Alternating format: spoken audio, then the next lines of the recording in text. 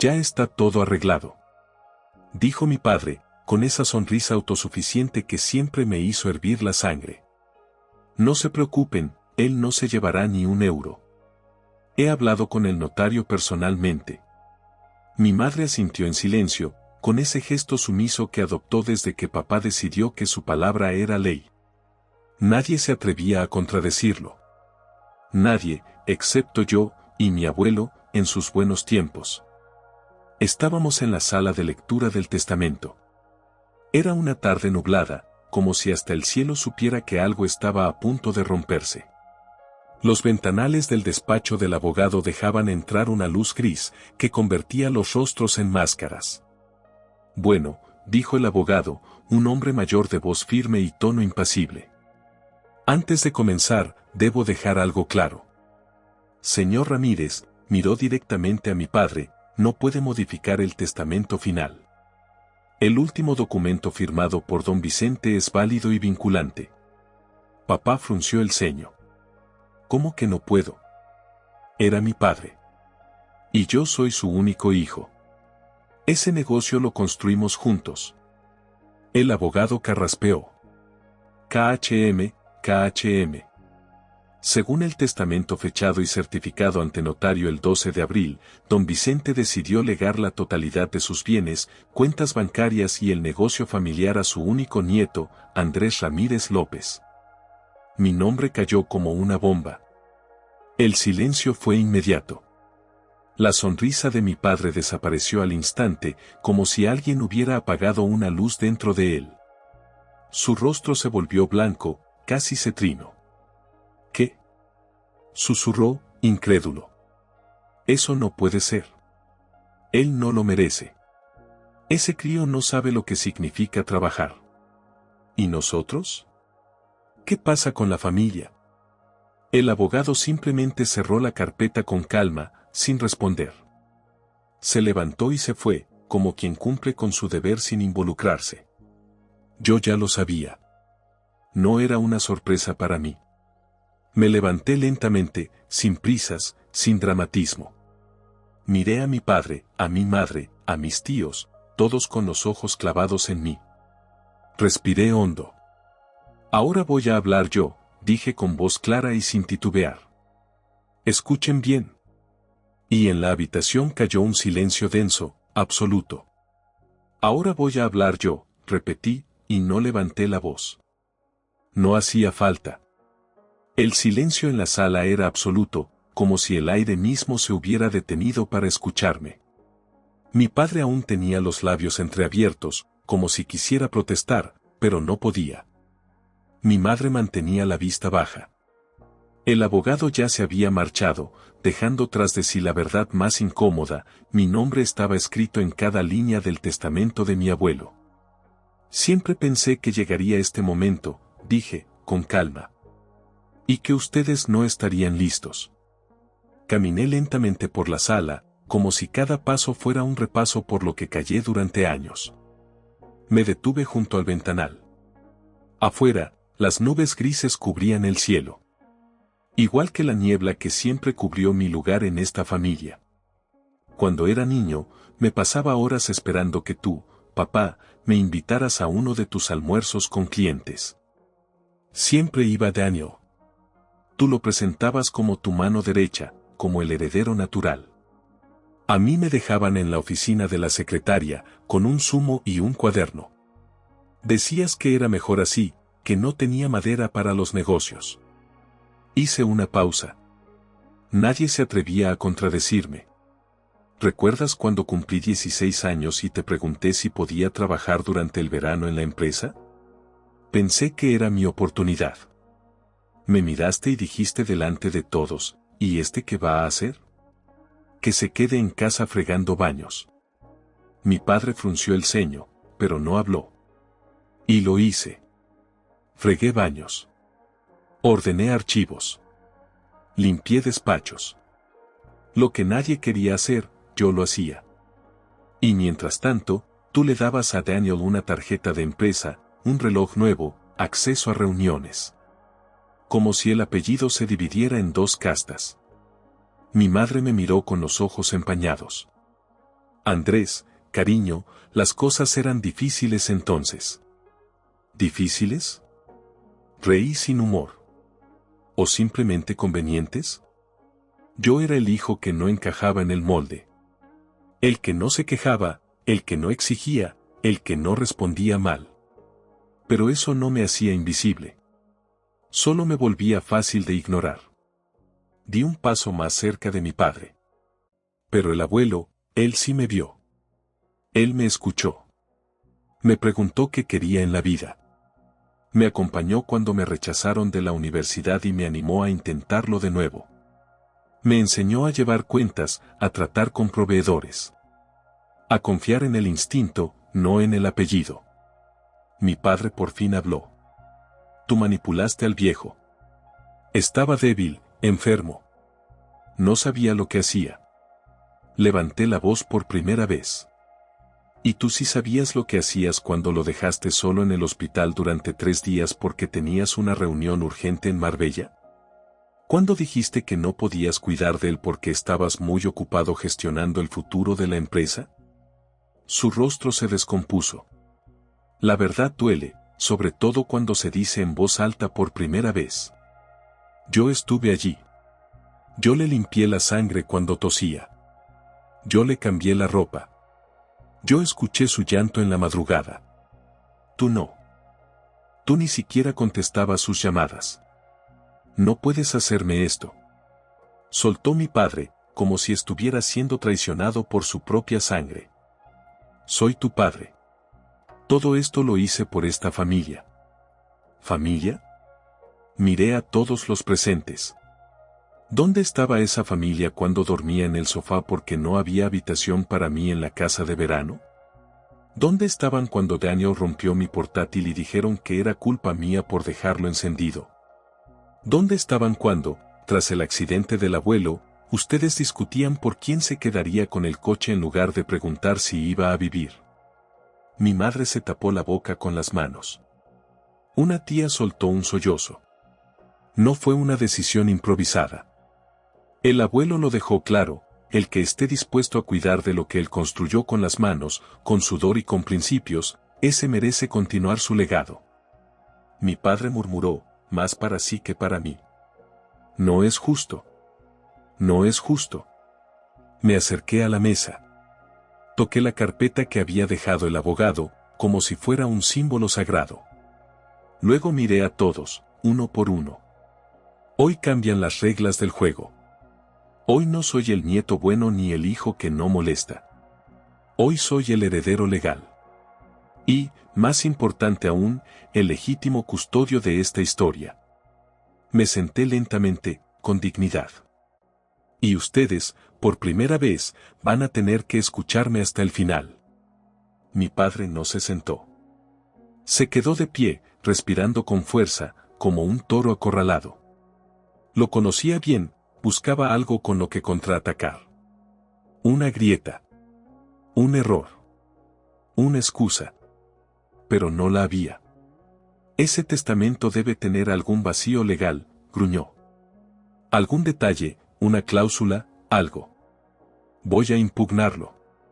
Lo juro por Dios que lo impugno. Puedes intentarlo, dije, sin levantar la voz.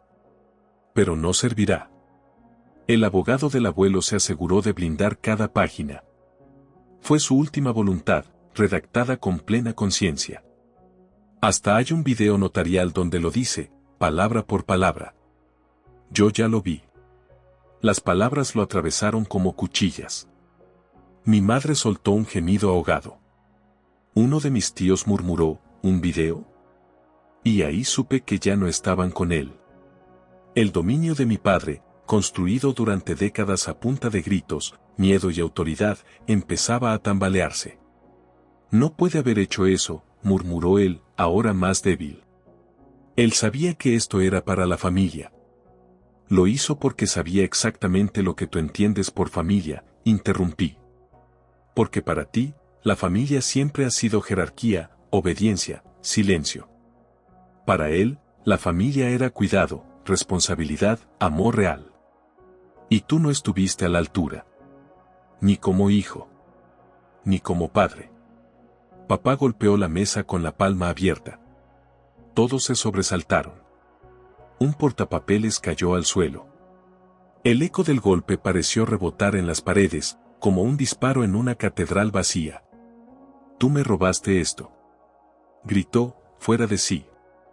«Todo esto era mío. Lo construí con él, día y noche. Me lo merezco más que nadie». ¿Y cuántas noches pasaste con él cuando ya no podía dormir por el dolor? ¿Cuántos informes de su salud leíste? ¿Cuántas veces lo llevaste de la mano al baño cuando ya no podía caminar solo? Él no respondió. Bajó la mirada. Por primera vez, no tenía argumento. Solo rabia. Rabia y vacío. Me giré hacia los demás. Él quiere que creáis que esto es injusto, que le arrebataron lo suyo. Pero la verdad es que el abuelo no le quitó nada. Simplemente dejó de fingir. Vio la verdad y actuó en consecuencia. Y eso duele. Silencio. Y ahora, continué, respirando hondo, viene la parte que nadie esperaba. Saqué del bolsillo un sobrelacrado y lo dejé sobre la mesa, frente a todos. Este documento es una cláusula adicional. El abuelo no solo me dejó el control de la empresa. También estipuló que, durante el primer año, yo podría decidir quién permanece en la estructura familiar del negocio y quién debe salir definitivamente. Por motivos éticos. Mi padre se tensó. ¿Qué estás diciendo? Estoy diciendo que tú ya no formas parte del consejo. Ni de la gerencia. Ni siquiera del correo electrónico interno. A partir de hoy, estás oficialmente fuera. Una tía se persignó. Otra empezó a llorar. Papá me miró, lívido, con una furia apenas contenida. No puedes hacerme esto. Yo soy tu padre. Me acerqué. Lo miré de frente. Ya no como hijo. Como igual. Y tú deberías haber actuado como tal, hace mucho tiempo.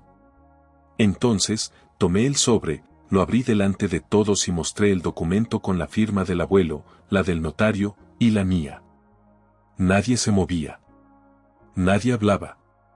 Era el sonido de un imperio cayendo. Papá se desplomó en la silla, sin fuerza. Sin argumentos. Sin aliados. ¿Y ahora qué? Dijo en un susurro. ¿Vas a echarnos a todos? No, respondí. Solo a quienes no supieron cuidar de lo que se les dio. El resto puede quedarse. Pero esta vez, con reglas nuevas. Y por primera vez en mi vida, nadie me interrumpió. Cuando salí de aquella sala, no sentí gloria. Ni victoria. Solo un peso en el pecho. Como si hubiera terminado una guerra, pero aún llevara la armadura puesta. El pasillo estaba vacío. Silencioso. Cada paso que daba resonaba entre las paredes como un eco de algo que ya no existía. La familia. La vieja estructura. La idea de pertenecer. Crucé el umbral y sentí el aire fresco en la cara. Inhalé profundamente. El cielo seguía gris. Las nubes no se habían movido desde que entramos. Pero yo sí. Yo ya no era el mismo. Frente al edificio, mi madre me alcanzó. Andrés, dijo, con voz temblorosa. Me giré. Sus ojos estaban rojos, pero no por la ira. Por algo más antiguo. Culpa, tal vez. Miedo. Nostalgia de algo que nunca fue. No quería que todo llegara a esto. ¿Tú sabes cómo es tu padre? Sí, mamá. Lo sé. Y tú también lo sabes. Siempre lo supiste. Ella bajó la mirada. ¿Puedo preguntarte algo? Asentí. ¿Planeaste esto? Me quedé en silencio un momento. No. Planeé sobrevivir. El abuelo fue quien lo cambió todo. Yo solo, seguí el camino que él abrió. ¿Y ahora qué va a pasar con nosotros? Eso depende de ustedes, respondí. Yo no voy a castigar a nadie. Pero tampoco voy a fingir que todo está bien. Si quieren formar parte de esto, tendrán que ganárselo. Como todos. Ella asintió lentamente. No hubo abrazo. Ni lágrimas. Solo la aceptación muda de una verdad incómoda. Al volver al despacho que una vez fue del abuelo, sentí que el aire era diferente. Ya no olía a madera antigua y libros. Ahora olía a responsabilidad. A decisiones. Me senté tras su escritorio, ese que tanto respetaba cuando era niño. Toqué la superficie pulida. Recordé cómo él ponía su mano sobre la mía cuando me enseñaba a leer balances. No se trata de cifras, Andrés. Se trata de personas. Las cifras vienen después. Encendí el ordenador. Había correos acumulados, documentos por revisar, decisiones que tomar.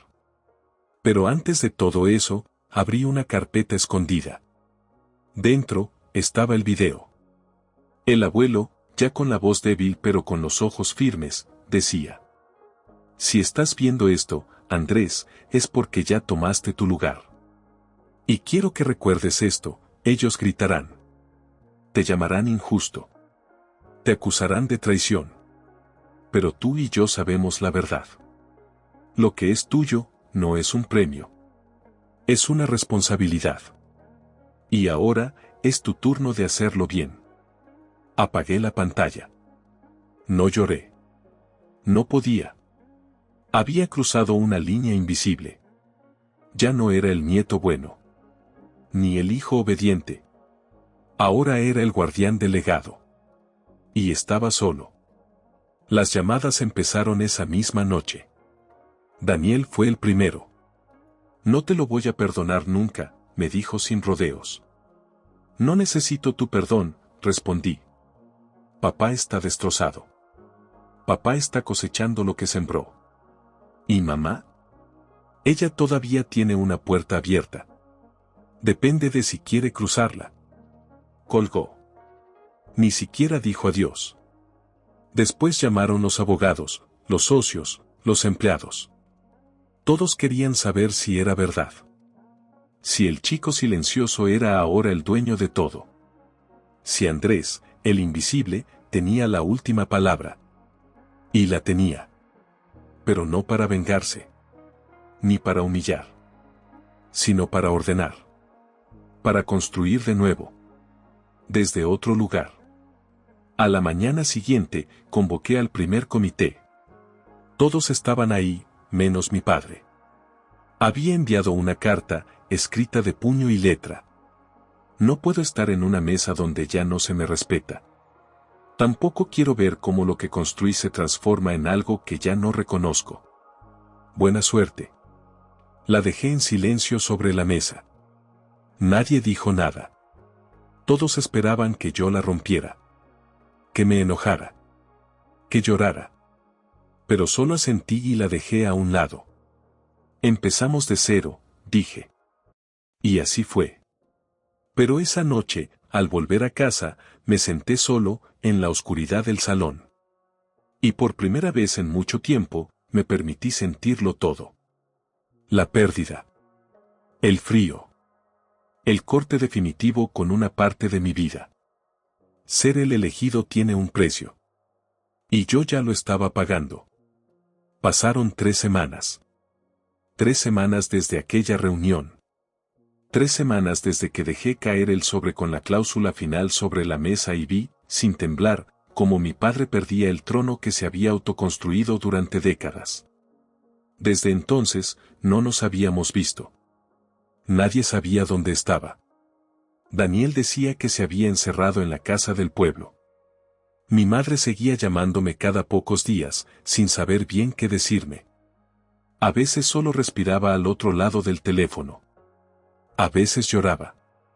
Yo escuchaba. No decía mucho. Tampoco era el momento. Hasta que recibí la carta. Un sobre blanco, sin remitente. Pero reconocí la caligrafía de inmediato. Era suya. Andrés. Si puedes, ven. Solo quiero hablar. No habrá discusiones.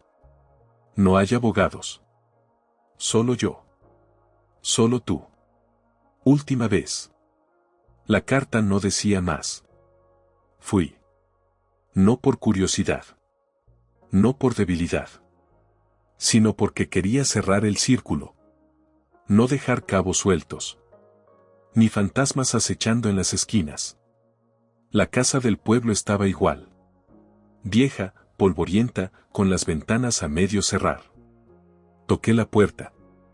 Se abrió lentamente. Él estaba allí, sentado en la cocina, con una taza en la mano. No café. Agua caliente. Nada más. «Te ves cansado», le dije, sin sarcasmo. «Lo estoy», respondió él. «Pero me alegra verte». Me senté frente a él. Silencio. El tipo de silencio que solo se da entre dos personas que tienen demasiadas palabras por decir, y no saben por dónde empezar.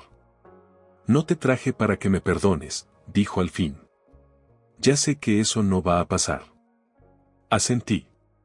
«Solo quería que me escucharas. Una última vez». Lo miré a los ojos. Los suyos estaban distintos. Más pequeños. Más apagados. «Todo lo que hice», continuó, «lo hice creyendo que era lo correcto. Fui duro contigo. Injusto, sí. Pero pensaba que te estaba preparando para este mundo. El mundo que me tocó a mí. Donde nadie te regala nada. ¿Y alguna vez te detuviste a pensar si yo necesitaba otra cosa?», pregunté. «¿Si necesitaba menos preparación y más presencia?». «No», susurró él. «No lo pensé. Y ahora, ya no sirve de nada». Ambos callamos. «¿Por qué me llamaste?», pregunté. Él me miró con un atisbo de sonrisa amarga.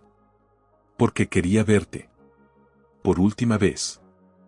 Antes de que todo esto termine. No estoy enfermo, no me malinterpretes. Pero sé que ya no soy parte de tu historia. Y eso duele más que perder una empresa. Tú mismo lo elegiste». «Sí», asintió, con los ojos húmedos. «Y me equivoqué». Nos quedamos allí, uno frente al otro. El padre y el hijo. El antes y el ahora. Me levanté. «No vine a perdonarte, papá. Vine a decirte que no te odio. Que no te voy a destruir. Pero tampoco volveré a ser ese niño que pedía permiso para existir». «Lo entiendo», dijo él, con un hilo de voz. Me dirigí a la puerta. Antes de salir, me detuve. «¿Sabes por qué el abuelo lo dejó todo a mí? Porque eras el bueno». «No. Porque yo supe perder sin convertirme en víctima. Y ahora sé ganar sin convertirme en tirano». No esperé respuesta. Cerré la puerta tras de mí. Y al salir al aire libre, por primera vez, no sentí peso en los hombros. Ni culpa. Ni furia. Solo calma. El legado ya no era una herida. Era una elección. Y esta vez, la historia, por fin, era mía.